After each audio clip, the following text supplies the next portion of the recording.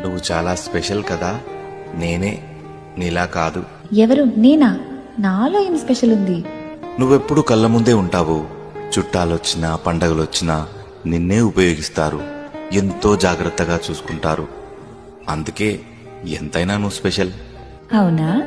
అయితే నువ్వు స్పెషల్ కాదని నీకెందుకు అనిపించింది? ఎందుకంటే నేను అందంగా లేను. నన్నెక్కడో వెనకాల దాచేస్తారు. వాడాక ఎక్కడో మూలన పడేస్తారు.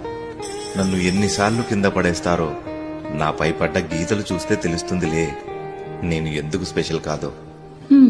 నా గురించి నువ్వు చూసిందే చెప్తున్నావు, నన్నేం అర్థం చేసుకోలేదు. అదేంటి, నువ్వు చాలా పర్ఫెక్ట్ గా ఉంటావు కదా.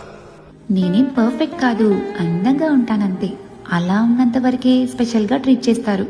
ఒకసారి చేయి జారి కింద పడ్డానా నా కథ ముగుస్తుంది. నా స్థానంలోకి మరొకరు వచ్చేస్తారు. అవునా? అలా ఎందుకు జరుగుతుంది?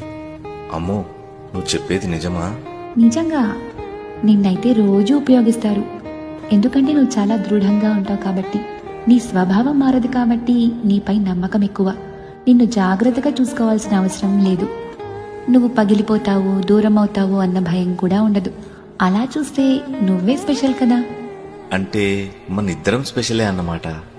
అవును, ప్రతి ఒక్కరూ కొన్నిట్లో బెస్ట్, కొన్నిట్లో కాదు. అయినా అన్నిట్లోనూ పర్ఫెక్ట్ గా ఉండటం ఎవ్వరి తరం కాదు.